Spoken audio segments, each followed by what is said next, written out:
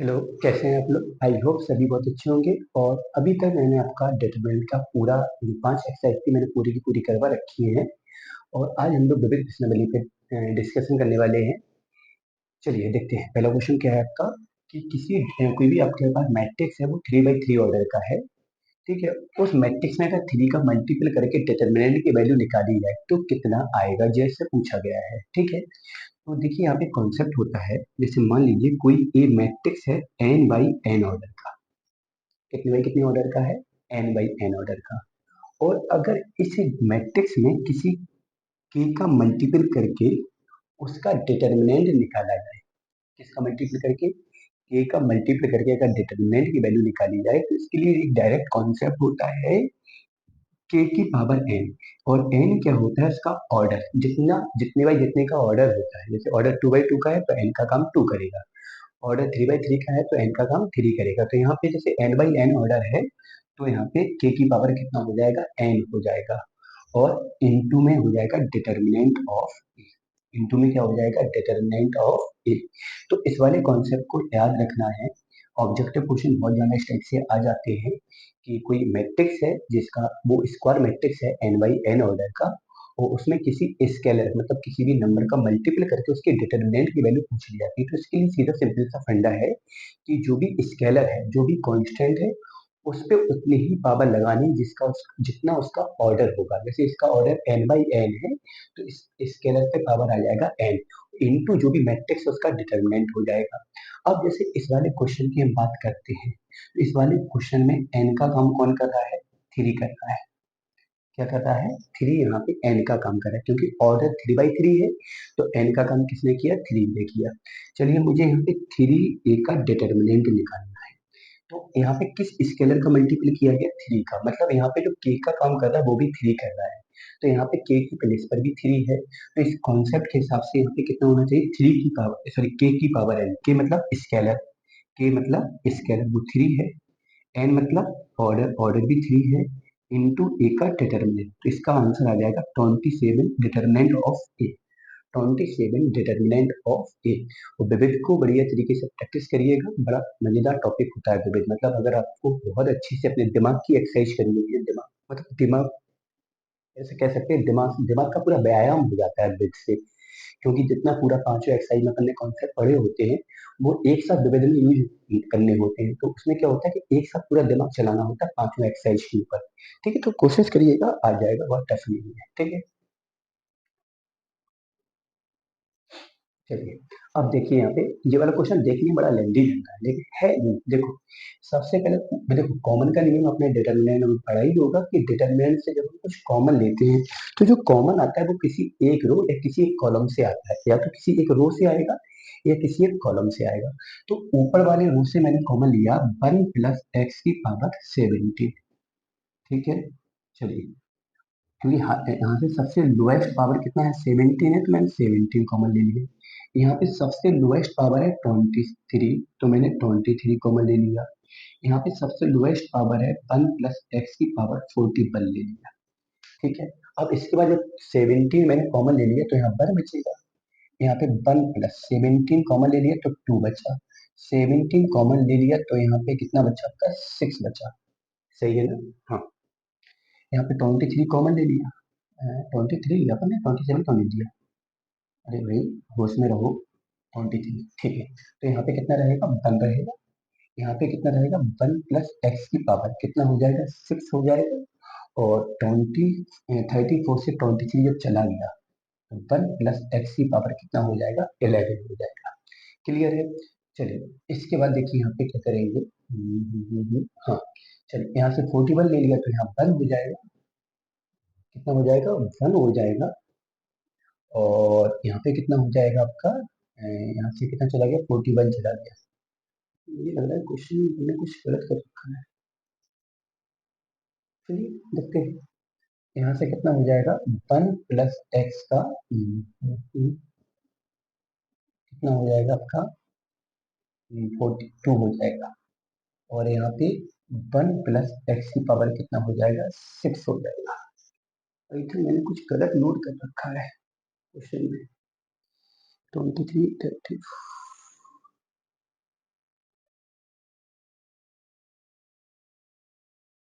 सही है। चलिए देखो यहाँ पे, तो मैंने क्या किया, पहले वाले रो से मैंने कितना कॉमन लिया, 1 + x⁻17, दूसरे वाले रो से 1 + x⁻23 और तीसरे वाले रो से 1 + x⁻41 मैंने कॉमन ले लिया। क्लियर है ना यहाँ तक? अब इसके बाद इसकी हमें वैल्यू निकालनी है। वैसे देखने में बड़ा लेंदी लग रहा है, लेकिन देखो आंसर आपके सामने है। आप देखेंगे तो पहला वाला रो और तीसरा वाला रो आपका कैसा है, समान है। और डिटर्मिनेंट में कोई भी दो रो या कोई भी दो कॉलम अगर समान है तो वैल्यू कितनी आती है, 0।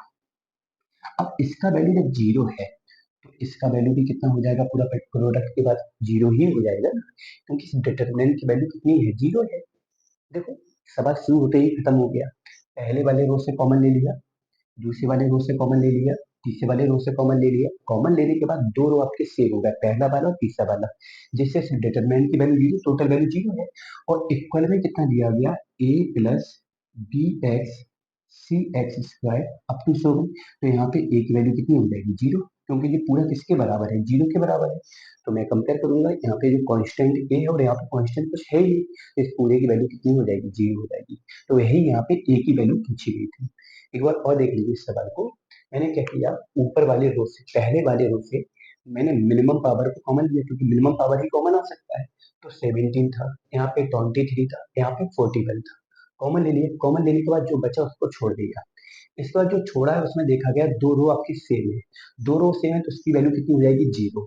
और 0 में इसका प्रोडक्ट करेंगे तो पूरा कितना हो जाएगा, 0। और 0 इक्वल टू भी आपका दिया गया है। तो इसका जब मैं कंपेयर करूंगा तो ए का वैल्यू कितना आ जाएगा, 0 आ जाएगा। हो सकता है कंपेयर करा के ए की वैल्यू पूछी जाए, या हो सकता है केवल डिटर्मिनेंट की वैल्यू पूछी जाए, तो डिटर्मिनेंट की वैल्यू भी कितनी है, 0 है। तो देखने में थोड़ा सा लेंदी लग रहा था, मुझे भी थोड़ा सा यहाँ कंफ्यूजन हुई, मैंने कहा क्या बन गया, लेकिन मैंने देखा कि दो रो तो सेम है, सीधा सीधा कितना हो जाएगा, आपका 0 हो जाएगा। चलिए सी और ले लीजिए। चलिए क्वेश्चन नंबर 3 देखिए क्या है आपका। इसमें मैंने क्या किया, इसमें क्या करना है, इसकी मुझे वैल्यू निकालनी है। इसकी मुझे क्या निकालनी है, वैल्यू निकालनी है। हाँ इसमें यही कहा गया, इसकी इसमें क्या है, एक्स की वैल्यू निकालनी है। इक्वल में आपका 0 है, इक्वल में कितना है आपका, हाँ 0 है, क्वेश्चन अधूरा था। इक्वल में 0 है तो इसको सॉल्व करके मुझे एक्स की वैल्यू निकालनी है। चलिए कैसे निकालेंगे, सबसे पहले मैंने एक छोटा सा काम किया, क्या, C1 changes to C1 plus C2 plus C3। जब इन तीनों को ऐड करेंगे तो cos cos sin, तो क्या हो जाएगा, 2 cos x plus sin x। इन तीनों को ऐड किया तो 2 cos x plus sin x। इन तीनों को ऐड किया तो 2 cos x plus sin x। ठीक है, यहाँ पे कितना है, cos x, यहाँ पे sin x, यहाँ पे cos x, यहाँ पे cos x, यहाँ पे cos x, यहाँ पे sin x। और इक्वल में कितना है आपका, 0। मैंने क्या किया, तीनों कॉलम को ऐड कर दिया। सबसे पहले मैंने क्या किया, तीनों कॉलम को ऐड किया। इसके बाद ये आपका पूरा कॉमन आ गया। जब ये कॉमन आ गया तो कॉमन कितना आया, 2 cos x plus sin x। Common आ गया तो यहाँ पे कितना बचा, 1 1 1। यहाँ पे कितना है, cos x, यहाँ पे कितना है, sin x, यहाँ पे कितना है, cos x, यहाँ पे कितना है, cos x, यहाँ पे कितना है, cos x, और यहाँ पे कितना है, sin x। इक्वल में कितना है, 0। सबसे पहले मैंने पहले कॉलम में तीनों कॉलम को ऐड किया। ऐड करने के बाद पहला कॉमन पूरा मैंने कॉमन ले लिया। चलिए आगे बढ़ते हैं। आगे बढ़ने के बाद देखिए यहाँ पे, बात समझना गौर से। मैंने क्या किया, बाहर जो पोर्शन है उसको जिन कितना रखा, 2 cos x plus sin x। इसके बाद मैंने प्रॉपर्टी अप्लाई की,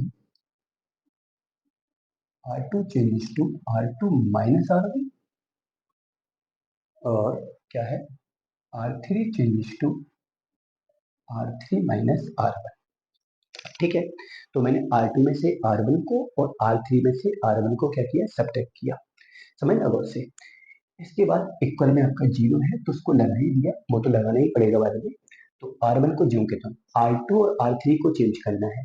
तो R2 में से R1 सब्ट्रैक्ट करोगे तो 1 से बन जाएगा 0, साइन से कॉस जाएगा तो sign x minus cos x, और कॉस से कॉस जाएगा तो 0।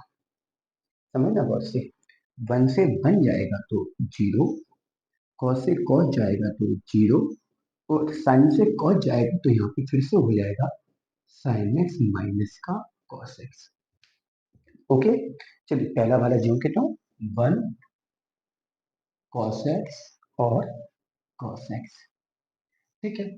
अच्छा, मैंने आपको एक प्रॉपर्टी पढ़ाई थी, आपको शायद याद होगा, मैं यहाँ बता दे रहा हूँ। जैसे मान लीजिए ए 0 0, यहाँ पे बी सी 0, यहाँ पे पी क्यू, यहाँ पे मान लो आर है। इस प्रकार से मैंने आपको बताया था। इसका डायरेक्ट मेथड एक मैंने बताया था डिटर्मिनेंट को सॉल्व करने का। मैंने बताया था किसी भी डिटर्मिनेंट में डायगोनल के नीचे या ऊपर, डायगोनल के नीचे या ऊपर अगर सारे एलिमेंट जीरो हैं, मैंने क्या बोला, डायगोनल के ऊपर या नीचे अगर सारे एलिमेंट जीरो हैं, तो उस डिटर्मिनेंट की वैल्यू निकालने का बड़ा सिंपल सा फंडा है कि सारे एलिमेंट का प्रोडक्ट करो, तीनों का प्रोडक्ट करोगे तो ए सी आर हो जाएगा। क्या हो जाएगा, ए सी आर। मान लीजिए और कोई दूसरा है, तो मान लो यहाँ पे 1 0 0 0, 3 2 0 0, -1 -7 2 0, 5 0 3 और 5। चलिए ये है आपका। तो इसका जैसे देखा जाए तो ये आपका मेन डायगोनल है। क्या है, मेन डायगोनल। इसके नीचे या ऊपर के सारे एलिमेंट अगर जीरो है, तो आंसर निकालने का तरीका इन सारे एलिमेंट का प्रोडक्ट, 5 2 जा 10, 10 2 जा 20, 20 बन जा 20। इसका आंसर कितना आ जाएगा आपका, 20 आ जाएगा। ठीक है, तो वही चीज अगर मैं यहाँ पे अप्लाई करें तो देखा जाए कि आपका मेन डायगोनल है। अब ये क्या है, मेन डायगोनल। इसके नीचे वाले सारे एलिमेंट कैसे हैं, जीरो है, नीचे के या ऊपर के, डायगोनल से ऊपर या नीचे के अगर सारे एलिमेंट जीरो है, तो आंसर मतलब वैल्यू निकालने का सबसे सिंपल फंडा है कि इन तीनों का प्रोडक्ट कर दीजिए। तो 2 cos x plus sin x, और इन तीनों का जब प्रोडक्ट करेंगे तो ये बन जाएगा sin x minus cos x का होल स्क्वायर। इक्वल में कितना है, जीरो है। वो जरूरी नहीं आप ऐसे करें, ये तो मैंने केवल समझाने के लिए बताया है आपको। आप चाहो तो एक्सपेंशन भी कर सकते हैं, वो तो केवल मेरे मन में ऐसा आया तो मैंने बता दिया। ऐसा कोई मतलब फास्ट नहीं, मेरा कहने का मतलब ऐसा नहीं कि आप ऐसा ही करें। अगर आपको लगता है ऐसा मुझे आपको करना है तो करो, नहीं लगता है तो मत करो, आप सीधा एक्सपेंशन करो।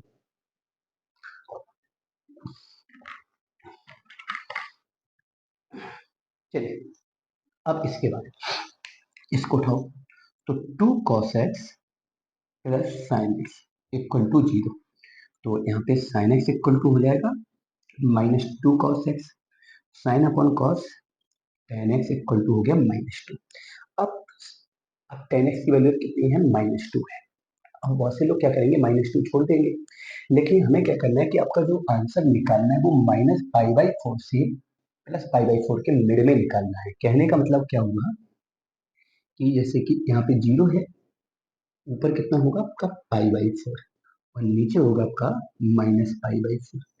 अब आपको पता है कि अगर 10 -π/4 मतलब -45 डिग्री, -45 डिग्री, ठीक है। अगर मैं यहाँ पे बात करूँ, अगर मैं यहाँ पे बात करूँ तो 10 -45 की वैल्यू कितनी होती है, -1, ठीक है। तो अगर मैं मतलब मुझे जो भी आंसर निकालना है वो यहाँ से लेके और यहाँ तक निकालना है। कहाँ से, 45 से लेके -45 तक ही निकालना है, इसके बाहर कोई आंसर नहीं निकालेंगे। अब 10 का जो -45 की वैल्यू है, अगर आप लोग निकालेंगे 10 -45 की वैल्यू कितनी आएगी, -1 आएगी।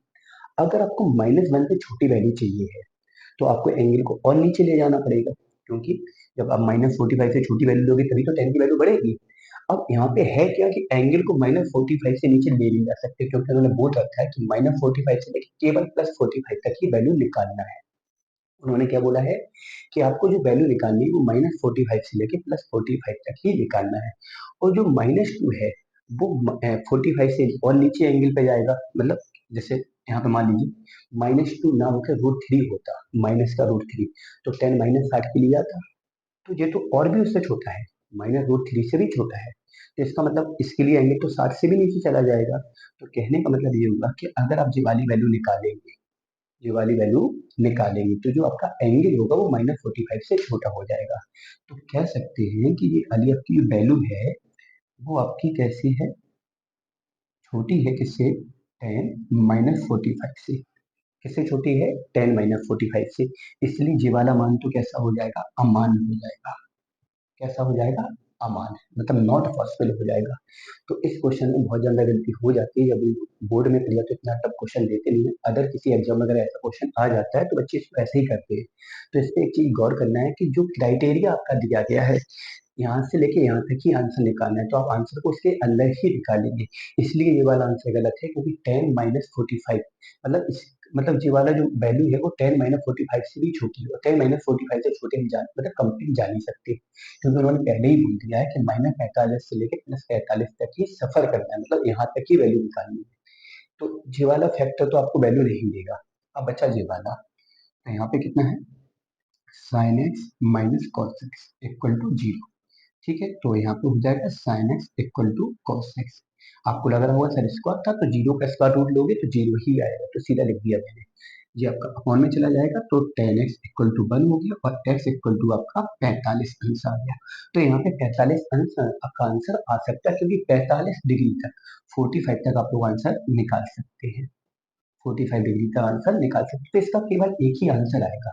हो सकता है कभी कभार एग्जाम में ऐसा आ जाता है कि हो सकता है कि अच्छे एग्जाम में ऑब्जेक्टिव क्वेश्चन बना दिया जाए और पूछ लिया जाए इस समीकरण के कितने हल होंगे। तो बहुत से बच्चे क्या करेंगे, एक सॉल्यूशन ये बना देंगे, एक सॉल्यूशन ये बना देंगे, कह देंगे दो सॉल्यूशन होंगे। नहीं होंगे, सॉल्यूशन दो नहीं होंगे, सॉल्यूशन आपका एक ही होगा, क्योंकि ये वाला सॉल्यूशन आपका इनवैलिड हो गया इस कंडीशन की वजह से।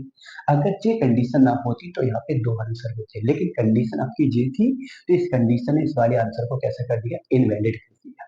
ठीक है, बड़ा मजेदार क्वेश्चन है, इसमें सॉल्व लीजिए इसका। चलिए इसको देखो, इसकी मुझे मैक्सिमम वैल्यू निकालनी है, मैक्सिमम वैल्यू निकालनी है। तो सबसे पहले तो मैं प्रॉपर्टी अप्लाई करूंगा। क्या अप्लाई किया, C2 changes to C2 minus C1 and C3 changes to C3 minus C1।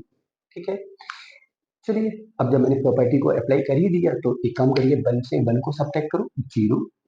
इससे इसको सब्ट्रैक्ट करोगे तो sine x, sorry sine theta, इससे इसको सब्ट्रैक्ट करोगे माइनस कॉस थीटा, यहाँ पे 0, यहाँ पे 0, यहाँ पे माइनस कॉस थीटा, यहाँ पे कितना है 1 1 और 1 प्लस का कॉस थीटा। अभी हाल मैंने ये वाली प्रॉपर्टी बताई है कि मेन डायगोनल से ऊपर या नीचे के सारे एलिमेंट 0 हो। मेन डायगोनल के या तो ऊपर वाले सारे एलिमेंट 0 हो या नीचे वाले एलिमेंट 0 हो। मेन डायगोनल, मेन डायगोनल के या तो ऊपर वाले एलिमेंट 0 हो या नीचे वाले। और मैंने क्या बोला, अगर आपको ये वाली प्रॉपर्टी नहीं लगानी, आप एक्सटेंशन करें। मैं चाहता हूँ कि आप लोग बोर्ड में अगर ऐसा क्वेश्चन आता है, या आपके स्कूल वाले टीचर अगर कभी एग्जाम लेते हैं, आपके जो स्कूल में मंथली एग्जाम होते हैं, एनुअल होते हैं, या जो भी एग्जाम होते हैं, उसमें आप लोग एक्सपेंशन से ही लगाइए। हो सकता है कि कुछ लोग इसको गलत भी कर सकते हैं, क्योंकि आप लोगों को एक्सपेंशन मेथड ही आपका वैलिड है बोर्ड के हिसाब पॉइंट ऑफ व्यू से। वैसे चाहो तो इसको लगा सकते हो आप लोग, मतलब कोई अगर ऑब्जेक्टिव क्वेश्चन वगैरह करना है तो आप लोग इस पर अप्लाई कर सकते हो। चलिए, तो मेन डायगोनल के ऊपर के सारे एलिमेंट 0, तो इसका आंसर निकालने के लिए तीनों का प्रोडक्ट, इन तीनों का प्रोडक्ट आया minus sine theta into cos theta. एक काम करिए, इसमें दो का मल्टीपल और दो का डिवाइड कर दो, तो 2 sine theta into cos theta. आपको सर इससे फायदा क्या होने वाला है, देखिए फायदा, फायदा ये होने वाला है -1/2 आपका बाहर लगा है, और ये बन गया आपका साइन 2 थीटा।